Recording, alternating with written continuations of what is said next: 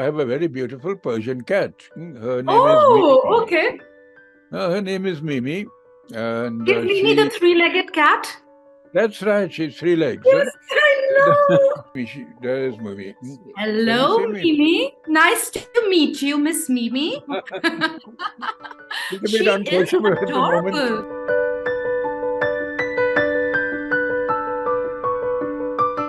So it's an absolute pleasure to meet you, Mr. Bond, the James Bond of Indian literature, Mr. Ruskin Bond. So it is an absolute pleasure to meet you. I'm sure you've heard it a million times before, but here goes once more. I'm a big fan of your writings, and I grew up on a lot of literature from you, and I would call you the James Bond of Indian literature. So, and that is the one and only Ruskin Bond. So Oh. here we are promoting Mr. Bond's new book, Animals in the House. It's a children's book. And you know what? Despite it being a children's book, I thoroughly enjoyed reading it. I grew up in a house full of pets. I grew up in the nature. I grew up in the Kumaon Hills, by the way. I grew up in Ranikhet. And I grew up, I spent a considerable amount of time in Dera as well. And my father was also in the army. And I relate to everything that you actually write, sir. And nature has had such an impact on my upbringing that now that I live in Austria, I literally feel like I'm living in one of your stories, you know? Toto the monkey, who is also in this book, he has always fascinated. Two characters from your book have always fascinated me. One is Toto the monkey, and one is, of course, the snake who, the Wayne snake who looks at himself in the mirror, and it was python. Yeah, the python, yes, and the python. It was so entertaining and it was so hilarious to imagine the idea of a Wayne snake and admiring himself in the mirror.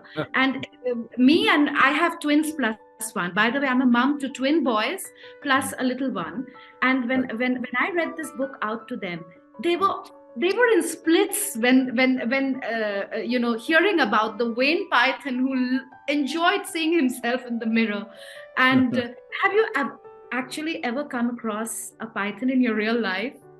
Well, yes, and that's true. That particular incident of the python, my mother, who passed on the story to me, told them it was in the habit of admiring. I don't know if it was admiring itself, but it used to look at itself in the mirror, and presumably it liked what it saw because it would often be there.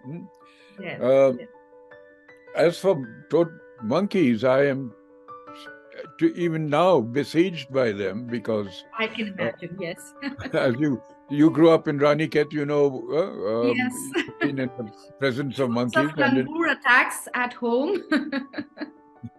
No, the langurs don't bother me. It's the monkeys. Yes. Who, if a door or window is left open, they get into the house, preferably the kitchen, and help themselves. Yes, I grew up to those monkey troop attacks with them, kidnapping the eggs and the apples and the food from the kitchen. And I can see the rich resource of experiences which have fed your beautiful timeless stories. Amongst all the animals that you have actually encountered in your house, which animal had the most incredible impact as such within human to animal connection in your life? Well, perhaps right at the moment, I don't know where she is, but I have a very beautiful Persian cat. Her name is Mimi. Okay. Her name is Mimi. And is Mimi the three-legged cat? That's right. She's three legs. Yes, I know. But she's very fast on her feet. She catches mice. She tortures them. Which reminds me, Toto caught mice. I don't know if Shishti, you can find Mimi. She's hiding somewhere. Anyway, she's three-legged because when she was young, she had to have an operation. She had cancer in the leg. I see. She's perfectly all right now. She's... you come too, Shishti. Yes, maybe there is Mimi. Hello, Mimi. Nice to meet you, Miss Mimi. It's a She bit is unsociable at the moment. adorable. My I'll tell gosh, you she's why. Because yesterday I sat on her, you see. I'm, I'm, my eyes have given me trouble, and she looks like a cushion. So when I sat down on the chair, I didn't see her. So I sat on her. She protested loudly, but she's very good. She didn't scratch me, but she hasn't been talking to me since then. Oh, I can imagine poor Mimi and poor you. I'll have to get her some sardines, I think, and make it up to her. Yes, absolutely. So over the years, well, my mother used to keep a lot of dogs, but I don't like small yapping dogs. They make a lot of noise, I know, you especially are a bit... when I'm trying to write a story. But I've had over the years cats. I had a very beautiful Siamese cat some years back when I lived down in another cottage in the forest. I see. And over there, when I first came to live not in Missouri itself, but on the outskirts, well, a lot of birds and animals actually used to come right up to the cottage because I lived right in the forest.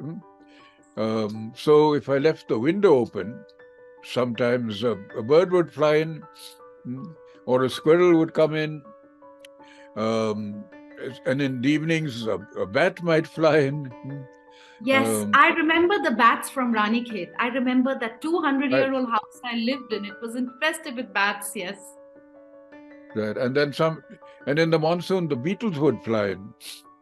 And I had a goldfish bowl, and these beetles would keep popping into it and doing their best to drown themselves, and I would have to fish them out because I'm rather fond of beetles. And that they were also, the goldfish were getting sort of nervous breakdowns. So finally I had to keep the window closed.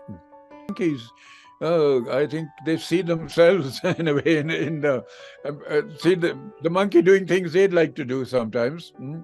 And perhaps that's why they are fascinated with naughty or mischievous animals. Yes, absolutely.